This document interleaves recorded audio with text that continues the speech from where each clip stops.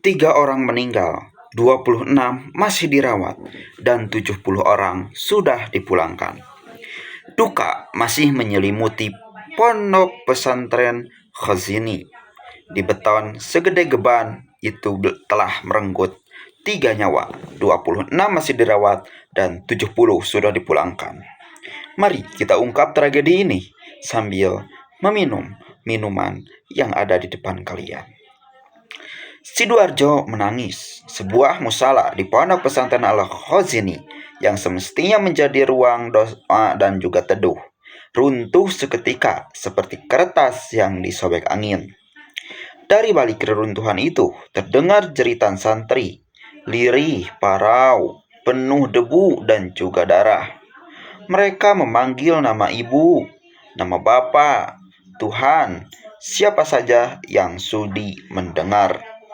Beton dan besi melindih tubuh mungil yang masih menyimpan hafalan surah pendek. Sebanyak 102 santri berhasil dievakuasi. Dari jumlah itu, ada 3 nyawa meregang.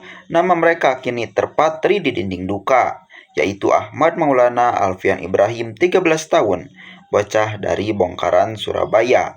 Muhammad Masudul Haq 14 tahun dari Dukuh Pakis, dan Muhammad Soleh 22 tahun, santri perantauan dari Tanjung Pandan, Bangka Belitung.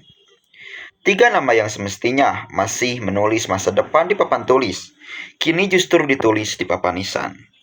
Di ruang duka, keluarga hanya bisa menatap tubuh yang kaku. Seorang ayah berdiri terpaku, matanya kosong. Ia teringat pagi saat mengantar anaknya ke pesantren, sambil berpesan, belajar yang rajin, nak. Kini pesan itu tak terbalas, kecuali dengan kafan putih yang dingin. Seorang ibu meraung di sudut, suaranya melengking memecah udara. Seakan mendagih janji Tuhan agar anaknya dikembalikan. Tapi anak itu sudah terbungkus, sudah kembali ke tanah. Apa yang lebih kejam daripada menitipkan anak pada ilmu, lalu menerima pulangnya dalam kematian. 70 santri telah dipulangkan dari rumah sakit, namun 26 lainnya masih dirawat. Beberapa dengan luka berat di RSUD Notopuro. Seorang santri harus diamputasi di lokasi kejadian. Tangannya terjepit besi yang tak kenal belas kasih. Bayangkan guys, seorang remaja yang semalam masih menulis huruf Arab di buku tulis, kini harus menulis takdir dengan sisa 1 tangan. Apa arti doa? Ya Allah, selamatkanlah. Jika jawabannya adalah amputasi, di SRSI Siti Hajar, 52 santri pernah ditangani. 10 masih terbaring dengan infus menusuk kulit. Matanya kosong menatap langit-langit di rumah sakit. Telinganya masih mendengar dentuman robohnya musala.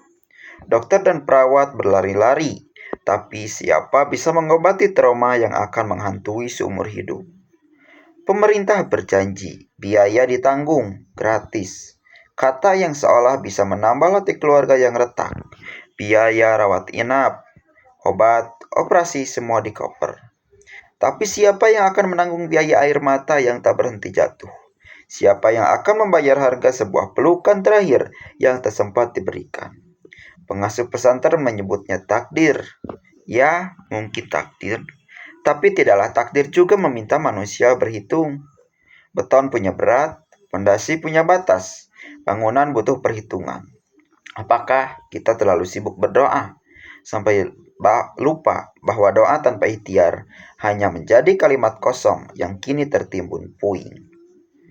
Malam itu, keluarga para korban duduk di antara pelayat, wajah-wajah pucat, mata sembab, tangan bergetar memegang foto anak-anak mereka.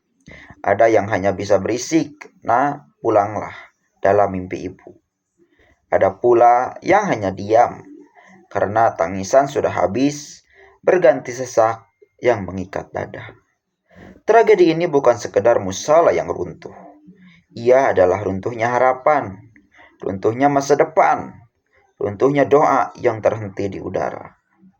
3 santri pergi, puluhan lainnya menanggung luka. Ratusan keluarga menanggung trauma.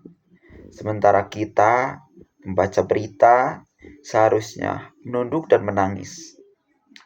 Karena di balik tiap nama yang gugur, ada kehidupan yang tak akan pernah kembali.